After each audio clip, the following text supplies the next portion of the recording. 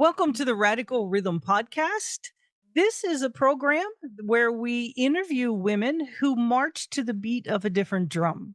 And today we have Coach Keya, and I'm very excited to introduce Keya to the audience. And you're going to find out a surprise today, something that Keya and I are doing together. Welcome, Keya. In what country and state are you in today? Well, today I'm in the United States of America, in the state of Texas, the Lone Star State, in Corpus Christi, right by the ocean. 10 minutes walk, and my toes get into water. I love that. Oh, that's beautiful. That's beautiful. When I think of Texas, I think of tumbleweed and heat, but a nice breeze over the Caribbean, the Gulf of Mexico would be wonderful. It is.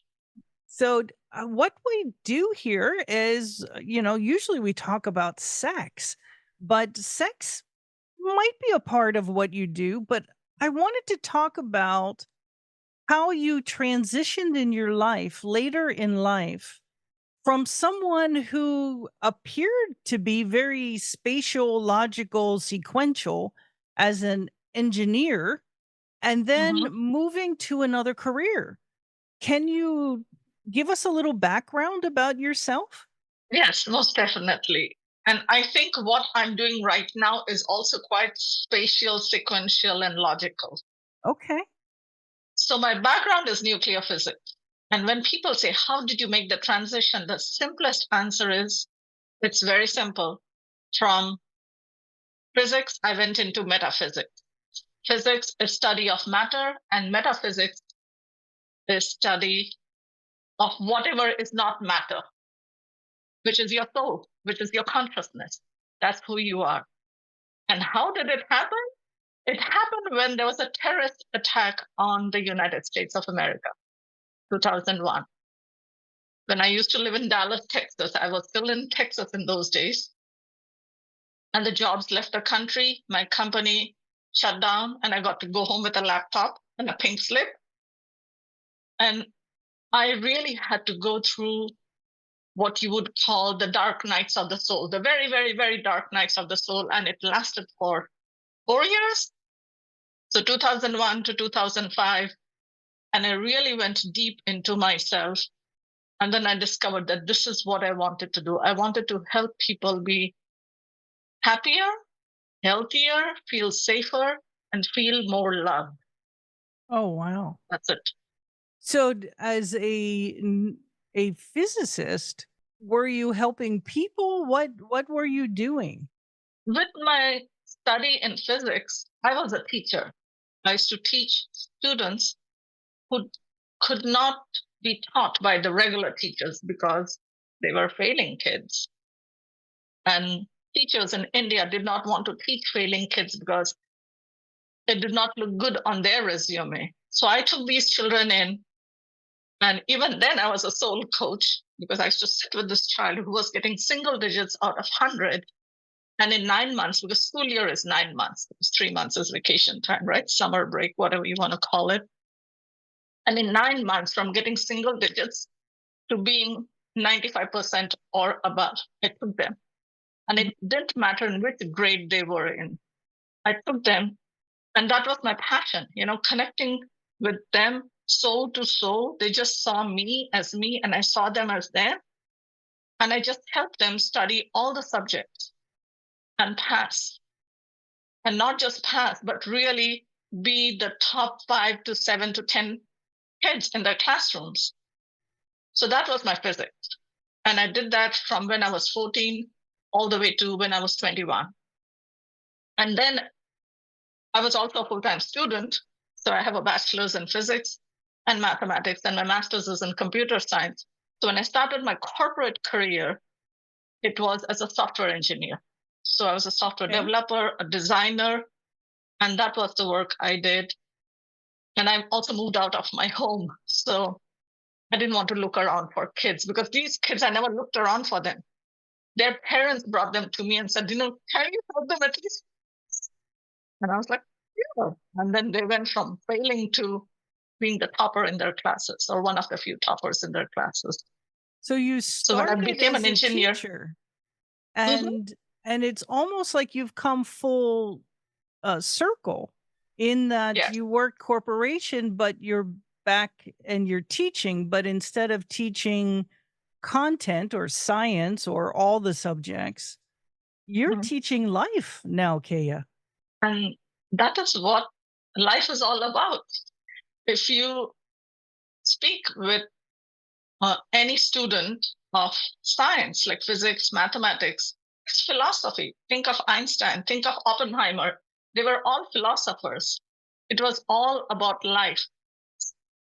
So a meditator goes into themselves to find what life is, what is the meaning, who am I, why am I here, what is my purpose, what am I supposed to do, why is this thing happening, to going to being a scientist in a lab when they're looking outside of themselves. And I think so in 2012 or whatever, they proved that the God particle really exists, which is the Higgs boson, which is one of the quarks inside those 12 unseen elements that's inside a nuclei, which holds the energy that holds everything together. And that's Wow. also physics. Yeah, I remember physics very well. It was one of 2 classes I struggled with in my student career. I had a very hard time understanding physics, and the other class was home economics, which I think is physics too, or it's definitely the cooking part is chemistry. But I think that using a sewing machine has something to do with physics because I'm not good at it.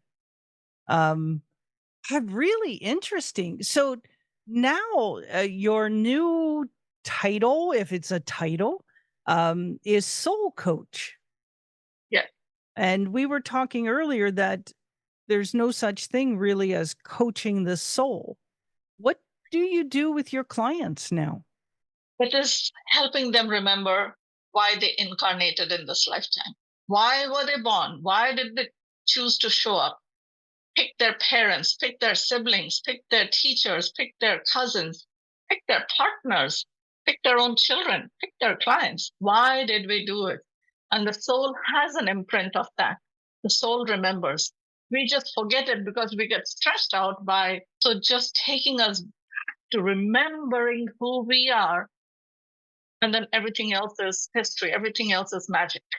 You're working with folks with their purpose and their reincarnation. Does somebody have to believe in reincarnation to work with you? No. In fact, no one needs to believe in reincarnation. You don't have to believe in reincarnation.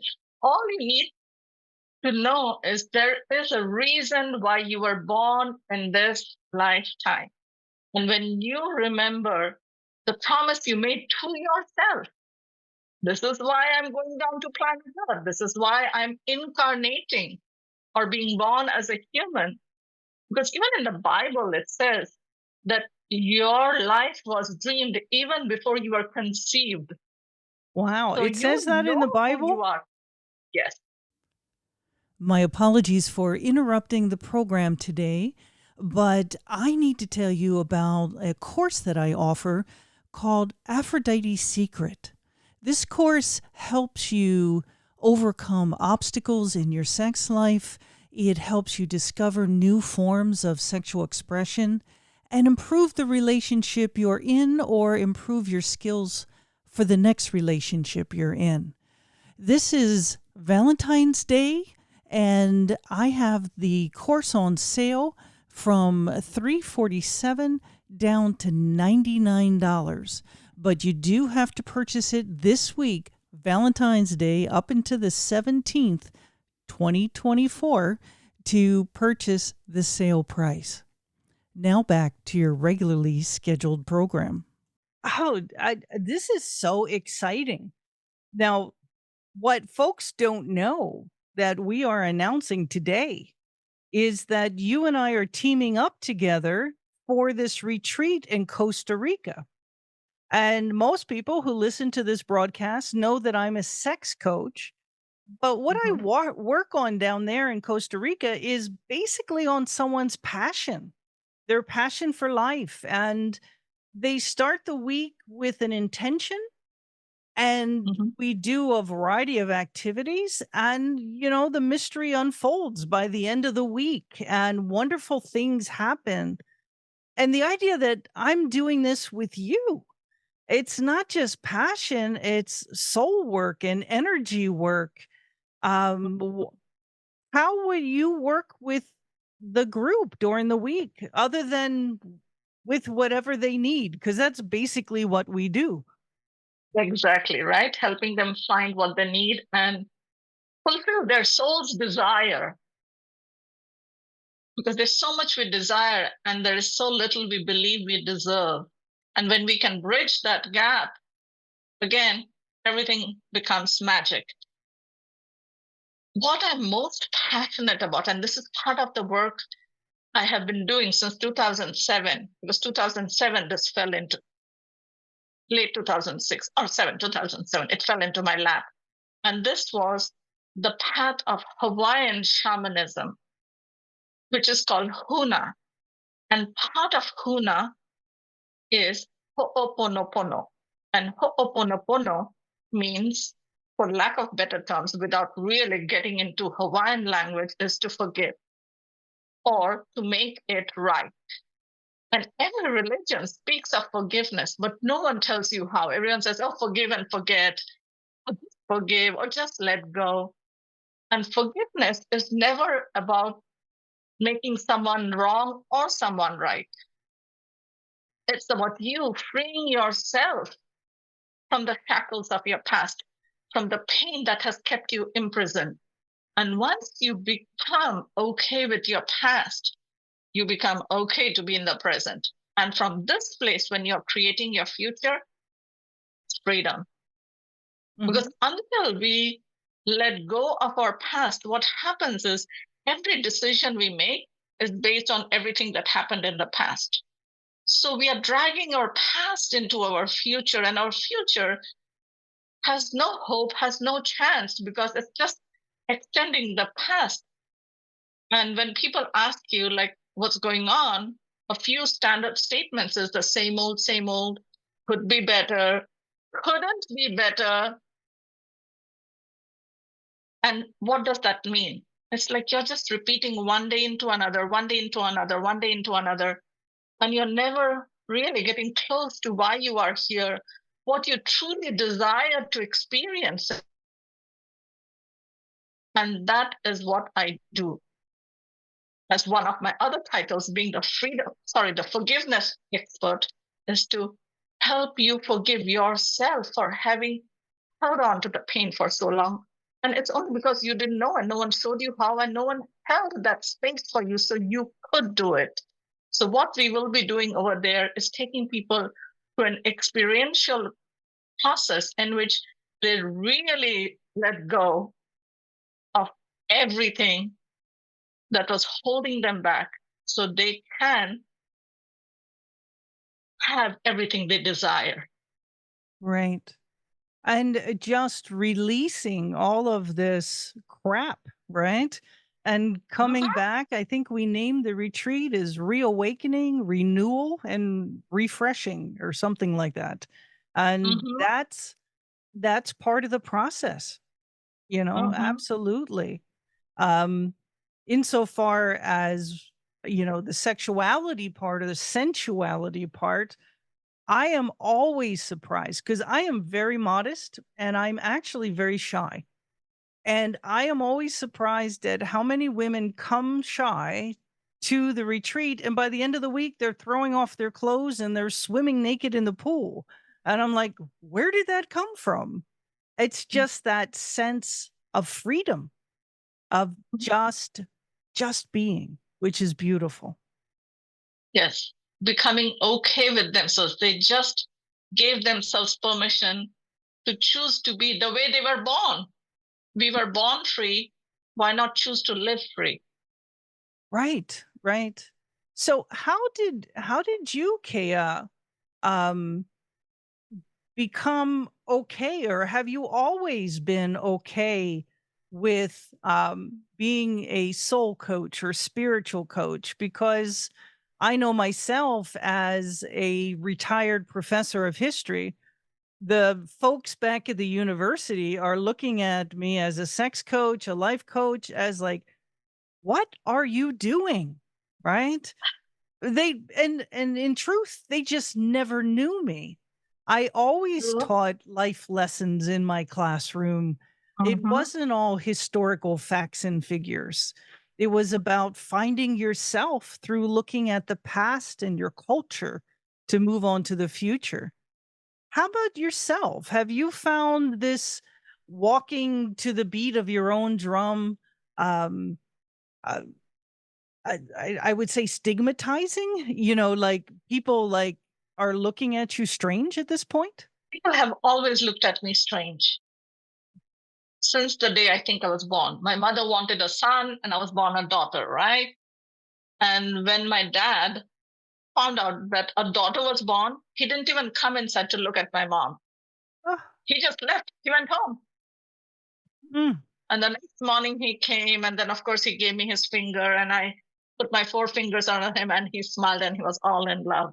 mhm. So I had the stigma right from my birth. And I'm dark skinned, and Indians prefer lighter skin. I think so. This is a common thing with most colored people. They love the Mhm. lighter skin more than the darker skin.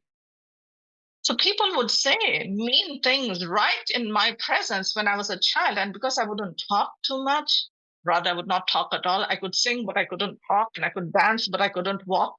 I'm that weird, if you want to call me that. Yeah. And they would say things in front of me because I didn't talk. They thought that even I couldn't hear. Mm. And they would say things like, "Oh, she's so dark, Mr. Murthy. You will have to pay a lot of dowry to get her married." Yeah, things like that. So I was always that weird one throughout my life. And even in school, my sister, who was a year and 10 months younger than me, she had a lighter complexion. She still has a very lighter complexion than me. She was my protector. Mm. She would pick fights for me, you know? Like I would go with my lunch and somebody would take away my lunch. I had a nice school bag and somebody took away my school bag. Whatever. And she would go and fight with them and bring things back for me and like leave my sister alone kind of person. I was always the weird one. When I started teaching at 14 and making money, my friends' parents would say, "We don't do this with our daughters. We don't make them make money for us." Because I had money and their children didn't have money. So they would try to shame my parents, like, how can your parents let you work and make money? As Mm. if I was feeding my parents with my money. So it was always there. When I went into engineering, I was the only girl in my class. Everyone was a boy, and I used to wear tennis shoes, not tennis shoes, we used to call them sneakers. Yeah, I used to wear that, and people would be like, "Girls wear slippers and sandals and heels. Why are you in sneakers?" And I would ride a bike and go everywhere. And I wouldn't take the bus because in bus someone is always trying to grab you or grope. And people would be like, "What's wrong with her? Why does she ride her bike everywhere?" So in every way, I was like today, girls in India ride scooters and bicycles and bikes, but I was one of the first one who did that in my Mhm. village, in my city, in my town. You know, today when I go and I see all these ladies on Hondas or whatever, I'm like, yeah, I was doing that when I was 12. Oh, that is a neat story. So, how old were you when you came to the United States? And did you come to Texas? And if you did you find all of that prejudice here as well? Yes, I came to Phoenix when Oh, I came in 1992. Yes, 1992, September 6th. It was a Labor Day weekend. It was a Monday I landed. And people would ask me, where, where are you from? And I would say, I'm an Indian. And this is Phoenix, Arizona, 1992. You don't look like an Indian. And I'm like, yeah, Pakistan, it's the same thing. And I'm like, India and Pakistan are two different countries. But when I said Indian, they thought Native American. yeah. And you would think people in Phoenix would know the difference in the way we pronounce English and what a Native American accent is versus a Indian accent is.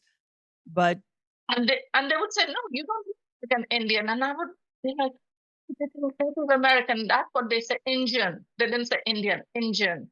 mm, It almost sounded like INJUN. yeah. So I would say, oh, I'm from India. And they'd be like, from Pakistan. And I would, no, Pakistan from India. So, Coach Keya, um, Hmm. why would somebody seek you out in your private practice? Of course, they would seek you out and go to Costa Rica with the both of us. But Yes, they would. if they wanted to seek you out on a problem they're having and they Hmm. wanted some spiritual guidance, what? Oh, I got a phone call of some sort. Oh, let me turn this off. I guess it's the watch. I don't know what to do with the watch to make it quiet. Anyhow, let's do this again.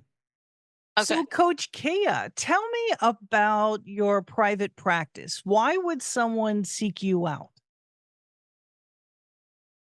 People seek me out. My clients seek me out when they are feeling either lost or stuck or feeling overwhelmed. And they have tried everything else, the psychic, the tarot reader, the marriage family therapist, the success coaches, the business coaches. They have done all of that. Everything is mental work. They have done all of that. And they feel lost and lonely, and no one gets me. Mm, That is when or how somehow I show up on their radar, feeling lost or stuck or overwhelmed or all of the above or two of the above. So I'm the last person people come to. And when they come to me, what they find is someone who is speaking the words that they never shared with even themselves. And suddenly they ask, like, "Do you know that? Yeah, you're so right." And so, for lack of better terms, I say, your angels are speaking to my angels who are using my voice to speak the truth. And that somehow frees them because they feel heard. Their soul feels seen, they feel heard. And as a hypnotherapist, we know of the inner child, our subconscious mind, which is younger than 8. So it is that hidden you who is like, oh my God, somebody sees me, somebody's getting me. And now I can come out and play and feel safe. so you're also a hypnotherapist? Yes, So what kind of things would I come to you with as a hypnotherapist? Stuck, I don't, overwhelmed, I and lost, and feeling lost. lost, feeling Yeah, stuck, when feeling I think of a overwhelmed. hypnotherapist, I think of somebody who's gonna help me stop snacking at night, or someone's gonna help me stop smoking. Is Are they connected in some way, the overwhelmed and feeling lost? Yes, when people go for symptomatic relief, you replace one symptom with another symptom, one behavior with another behavior, because we all know, or may not be all, but it's the fact that you can never break a habit. You only replace one habit with another. So you don't smoke, but you get very angry and you scream and yell. Maybe you had curated nicotine, which is curated with sugar. There are 600 types of sugar that the tobacco is marinated and stewed in and curated in. So when you're smoking, you're not just taking the nicotine, but even the sugar. So Oh, you wow. always, one of the things you might hear people say is after they quit smoking, they gained weight Mhm. because they need that sugar. They are addicted not just to nicotine, but also sugar. Like alcohol, it's a suppressant. So you feel sad and you drink and you are sad some more. So you take that away and then you do something else. So when people come to me, I work with the root cause of why they are snacking, why they are smoking, why they are screaming and yelling, why are they having these feelings. So I get into the why of it because every journey begins with a why. When people come and tell me, I want this thing to change, the first question is why? But Mhm. That's when we get into the defense. But instead of that, it's like, how come I want this to go away or change now? And people go through the process of writing it down, like how it has not served them, but they still kept at it. But now is the time to really change. So it's like they come to the tipping point, to the edge of that cliff, and either you learn to fly or find a stone to step on. So I'm the one who helps them find the rock to step on or teach them how to fly. When you Uh, find your why, you learn how to fly. this is, as we're going, I think both myself and my wife should hire you quickly because we Okay. both we both have different things. For example, myself, I'm a nighttime eater, and I've talked to therapists, and there's reasons for this. It hasn't helped me stop, right? I have talked to a nutritionist, and they told me all these reasons. Doesn't help me stop, right? And my wife, she is someone who believes in past life regressions. Mm-hmm. And yeah, she has these intuitive thoughts that she was here and did that or what have you. Mm-hmm.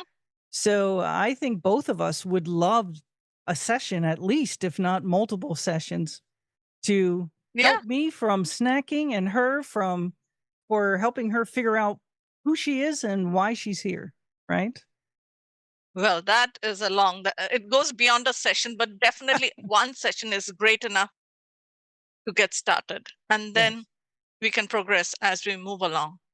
So if Because someone wanted knowing, to, oh, I'm sorry. I just want, I just wanted to finish this. So if you Mhm. just want to get it in your head, that's not good enough because there's a thinking mind and there's a feeling mind.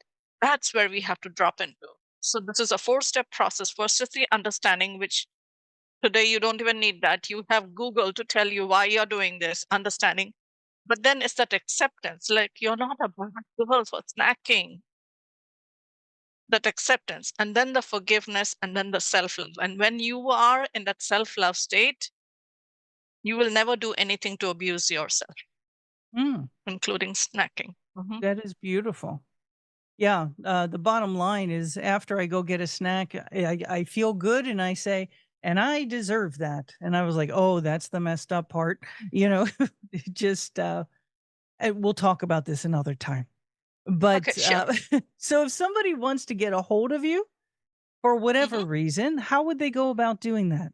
CoachKeya.com. Go there and apply to work with me or look at all the free tools that are out there. CoachKeya.com. Yeah, that's it. Kaya, thank you so much for coming on today. I'm going to put your link underneath of Hmm. this podcast. And I truly feel blessed to be able to work with you and work with our clients in Costa Rica and get to see you every week as we work on a bunch of projects. Oh, I would love, love, love, love, love that. And it is such a pleasure, such an honor. With all the love and light in me, I humbly bow to the love and light that is you, Dr. T. Oh, thank Blessings. you so much. We'll say goodbye to our audience for now. Please Yes, contact Coach Kea or myself, and both of us, Coach, and we'd love to talk to you. Thank you. yes. Thank you so much.